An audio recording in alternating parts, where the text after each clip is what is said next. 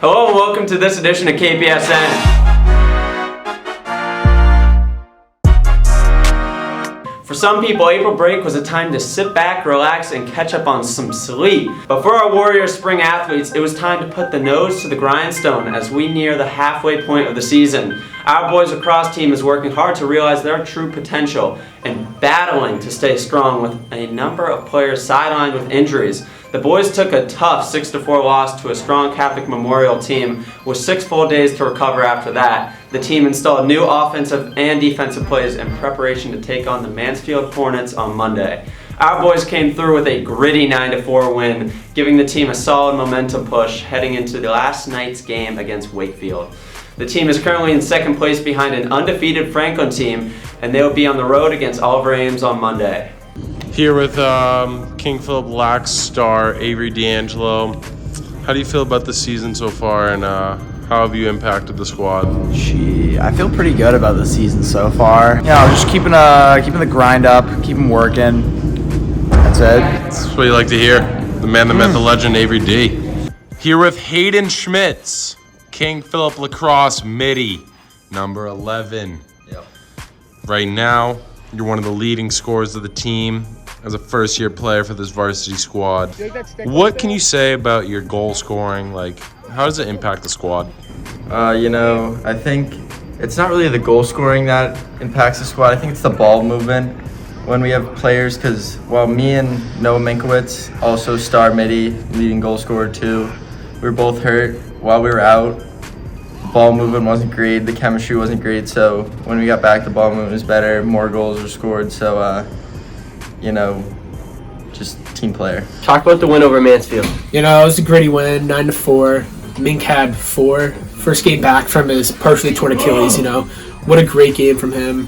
Schmitty played good, Duddy played good. Just a gritty game all around, Defense, unbelievable. Beat Dizzo, aka Brody McDonald, Great player. Played really good. He got the game ball from Coach Beans. There we go. Thank you. Ball! Why is there no one in this line? Get the ball! Ball right here, kid. You don't want to go get ready. There you go. Take it. Our softball team remains our only undefeated spring team. The team has been absolutely dominating opponents. The team was busy over April break with big wins against Bishop Feehan, Bridgewater Raynham, and Cumberland, and had a combined run total of 29-15. This week they continued their dominant season, defeating Milford 15-1 in 5 innings and played last place Sharon on Wednesday night. Last night they faced a scrappy North Attleboro team on the road, and Tuesday the team will take on Canton on their home field. The girls are tied with Taunton in first place in the Kelly Rex division standings. They will take on the Tigers in what could be the most important game of their season on Wednesday. The team is laser focused and is ready to be the standalone team at the top of the Hawk. That's going to be a pretty interesting game. They have some good players, they have a pretty good pitcher, some good hitters in their lineup, but we faced them in a scrimmage and were able to handle them pretty good. So I think we just got to come out, play perfect defense, and then we really have to do our job at the plate to score a couple runs. We're all pretty humble about everything. We never really go into games thinking we're gonna do better. We're always we need to come out strong, but we can't underestimate our competition, because the first couple games of the season we did that, and early on other teams would score a couple runs, but we always bounce back. But I also think our mentality is we're not gonna go down without a fight. So if I have a bad at bat, I know the next person's gonna pick me up, or in the field if we make an error, the person next to me is gonna make the next play. If we do what we're supposed to do, the offense, when we're on, no one can stop us. What are your season goals this year? Definitely to win a state championship and to be undefeated in the Hawk. The King Philip baseball team is on fire with 2 huge wins against Milford and Sharon under their belt, thanks to the outstanding performances of Brendan Sensai, Tommy McLeish, Matt Kelly, and Rudy Gately. These 4 players have been instrumental in leading the team to success, both on offense and on defense. With momentum from their recent victories, the team is now focused on continuing their winning streak as they face a struggling Canton team on Tuesday. The players are determined to maintain their high level of play and bring home another win for King Philip. The team's success can be attributed to their strong teamwork, dedication, and commitment to excellence, and they look poised to continue their winning ways in the games to come. We're at 7-3, which is a pretty good record. And this week we have 2 wins so far, which is a pretty good bounce back from the loss from Ashland. And hoping we can continue that success. Yeah, we had a big run last year and we're hoping to do it again, so we'll see how the rest of the season plays out. The team's looking good though. We have a tough road coming up. We've got Taunton twice, Franklin once, so we got to be working hard. Hopefully we can get something done. What's your goals for the rest of the season for yourself and for the team? Definitely pick up the hitting, we suck in there, but obviously we're trying to bring home that state chip, do what we could do last year. We got Taunton and Braintree next week. Braintree's looking pretty good. Taunton's obviously D1 state chip last year, so they obviously got some good players, but definitely looking to make some noise next week and the rest of the season moving forward. All right, thank you, Kels. What are your thoughts on that game against Milford? Rough start. They had a good arm on the mound yesterday. Came up big in the 6th inning. Kelly with a 2 RBI triple, getting home on a pass ball, gave us the lead, and I did what I could do, get the save. Big win for the boys.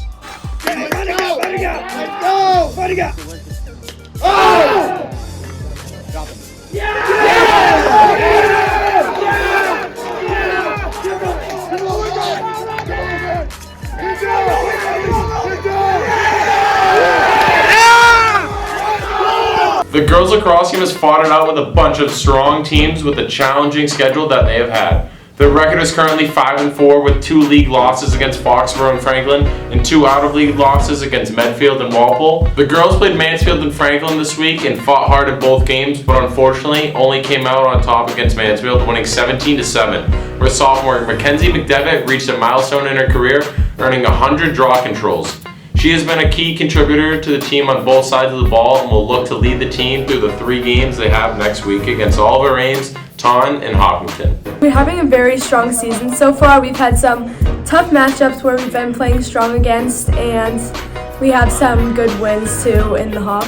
I reached my 100th career draw control. I was very happy about that.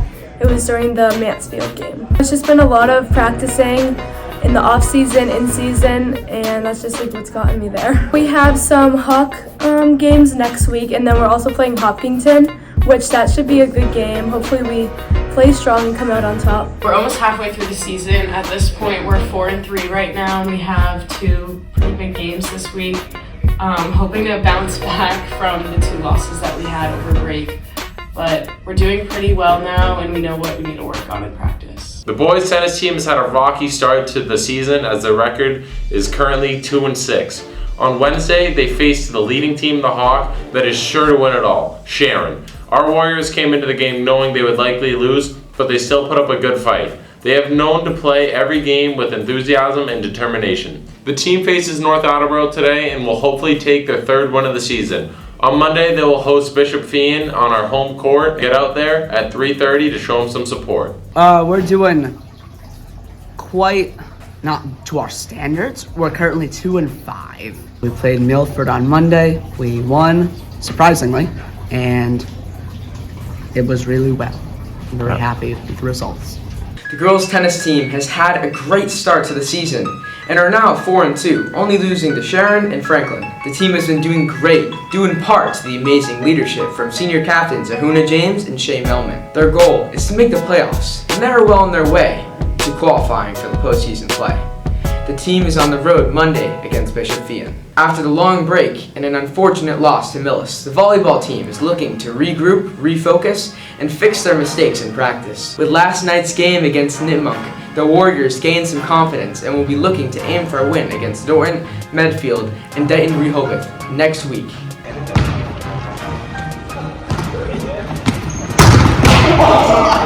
We've been working on our form for everything, hitting, receiving, covering, just like the little things that we all have to work on.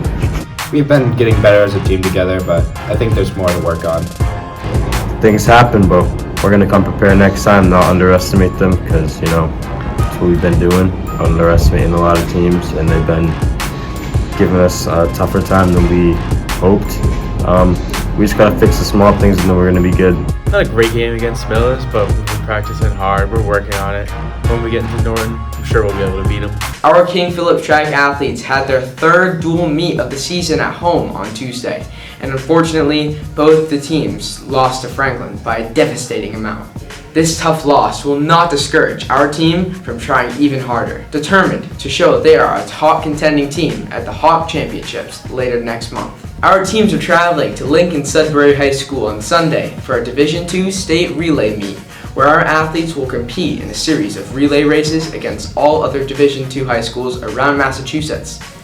The team will travel to Attleboro for a big meet on Tuesday, May 2nd, and everyone is working hard to shave down times and fine-tune their technique. I think that this week and next week we're really going to get some training in. So on Sunday we have a meet, so I'm hoping that we can maybe bounce back then. We have a lot of girls that are running really fast. I mean, especially for me, it's really great because they push me to run. So I think that just at practice, it's a really positive environment. So I think everyone maintains a good, positive stance. I think there's a lot to improve upon, but it's okay. Getting a lot better over the past few weeks, and I'm excited to see what can come in the next few. Today is the second day of the 2023 NFL Draft. The first day was full of some massive picks, and fans are anxious to figure out what Bill Belichick has planned for the Patriots. The team still needs help on the offensive line, some defensive depth, and fans would still like another receiver to make sure we rebound from last year's playoff miss. The Pats have several picks over the next couple days, the highest being in the second round, and a bunch coming in the sixth. Hopefully Bill Belichick can get back to picking Tom Brady's and Rob Gronkowski's this year, because that is what the team needs. Especially now as the Patriots have to compete with not just Josh Allen and the Bills, but the newly acquired New York Jets' Aaron Rodgers. The AFC is sure to be much more competitive this year, but our draft picks can definitely help the Pats stay relevant. I think the Patriots are going to draft. I think we're going to draft John Robinson. He's a good running back. Who do you think the Patriots are going to draft? I would like them to pick a quarterback. I think at 14, I think possibly Anthony Richardson would be a good pick here, or even Will Levis. What if we decide to go offensive line? I think Paris Johnson would be a great addition for losing Trent Brown and Isaiah Wynn. Who do you think the Patriots are going to draft? Honestly, I'm not too sure, but I think they're around 13 and 14. I think they should trade down. Mac, I love you. You're your dog, but I don't know. I love Levis. We could trade down for a quarterback. That's what I think. Who do you think the Patriots are going to draft? Anthony Richardson. Who do you think the Patriots are going to draft? I'm going to go Will Levis. Patriots, I want them to draft just a solid DB. Bring some energy to the defense, or Jackson Smith Njigba. What's his name? You know what I'm talking about, the Ohio State guy. We will see how the rest of the draft plays out tonight and Saturday. After a very rough start to the season, the Red Sox are currently sitting at the bottom of the AL East with a record just over 500. With a blowout game this past Sunday, the Sox took on the Milwaukee Brewers and demolished them 12-5, with key leaders Rafael Devers and World Baseball Classic champion Masataka Yoshida leading the team in home runs. All things considered, things could be much worse. It is important that key players continue to step up when the time is right, and that new players continue to emerge as leaders. The season is young. There is plenty of time for this team to turn things around. Swinging a drive, deep to right field, crushed. If it's fair, it's gone, and it is inside the pole, a two-run bomb for Rafi Devers. The Celtics suffered a very tough loss on Tuesday night to make the series with the Hawks go to Game 6. Fans are really hoping the Hawks would suffer without their starting guard DeJounte Murray, who was suspended in that game for making inappropriate contact and verbally abusing a game official in Game 4. But the Celtics just couldn't get it done, losing 119-117 in Game 5. Jason Tatum and Jaylen Brown continue to carry this team with their dominating performances on the court so far this series. If the Celtics move on, they will play the Philadelphia 76ers, which is a much harder team to beat. The team has to do better and stay more consistent in order to get a chance to be the champions this season. Honestly, I think the Celtics, they're playing to their full potential. You got guys out there like Rob Will, Dog. You got PP Pritch, that boy, he's like that. You get Tatum, he's not fully on his game right now, I don't think, but he's definitely getting in his bag 100%. So we're definitely taking this one home. What do you think caused the loss in Game 5? I think the energy was down in the fourth quarter. We were up by a lot. We started putting bench players in. We started playing We started putting Blake Griffin in. I don't know why we did that. Yeah. Terrible decision. Marcus Smart, terrible foul to Trae Young. Give him 2 easy points. You know, I think we can be better defense, better energy. I think that's a win. How are you guys feeling after yesterday's tough loss and Trae Young putting a dagger in the Celtics' coffin last night? Honestly, man, pretty disappointing that the boys can't close out at home. You know, we had a big crowd, you know. Yeah, Trae Young was just tough. That little floater, nothing you could do about it, bro. Just a little floaty, man. And, like, he was just hot from three-point, you know. Really? He had, like, 7 threes. The only thing I want is a parade inside my city.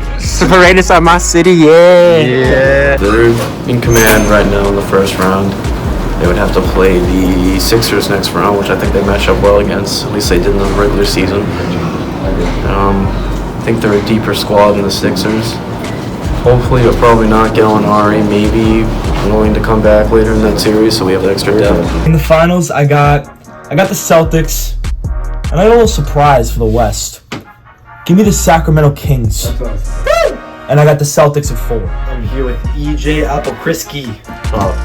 Tell me about your NBA playoff predictions. Celtics all the way. We're not losing another game. Do you have any hot takes? Jason Tatum MVP. I definitely feel like Marcus Smart needs to get out of the lineup and game because I feel like he just sells. You heard him. Celtics taking it on to round 2. We'll see you in Philly. We out. Lost control. It's blocked by Whiteblood, and at the buzzer, the bank is open. The Boston Bruins entered the postseason, setting the regular season record for the most wins and most points in the NHL history. With the first round matchup set versus the Florida Panthers, the Bruins went into Game 1 at the TD Garden and took care of business, winning without any real trouble. However, the series has gotten pretty intense since then. The Bees are going into Game 6 tonight, leading 3-2. Many fans were hoping to see them close things out on Wednesday night at the Garden, but they fell in a heartbreaking overtime loss 4-3. They outplayed and outshot the Panthers, but still couldn't get it done. Florida became the first team all season to beat the Bruins in back-to-back games in Boston. The team will travel back to Sunrise, Florida for Game 6 tonight at 7:30. The Bruins have to cut down on turnovers and play with a strong sense of urgency. By the way, the team that scored first has won all 5 games of the series, so let's hope the Bees can strike first tonight and never look back. You know, it's definitely a tough loss, but this is a record-holding team right now, and you know it's gonna be tough. Game 6 being away, you know, it was definitely our advantage last night being home. Still couldn't clutch out the win, but you know, I'm thinking that we'll close out the series on Game 6 and go to round 2 and probably to the championship. Hopefully, maybe, I don't know. No, I think all the guys really played great out there. You know, Omar kind of sleeping last night, 19 shots on goal, led in 4. McAvoy played some of the best offensive, defensive hockey that I've seen in a while. And, you know, I think they're going to be ready to go get him in Florida for Game 6. Allmark went out to get that puck and he should have. If you're a goalie, you got to attend that goal. We'll go get him the next game. Now we're going out to Florida. Hopefully we can take it. But if not, we're always back home in Game 7. Not too afraid. I think Game 5 was a fluke. We're still the best team of all time. I got us in, I'll say in 7. I want to finish it back at the Garden. That's our broadcast today. There's almost no sunshine in our 7-day forecast, so gear up because our spring athletes need to hear you cheering them on. Get out there and catch a game. Have a great week, KP.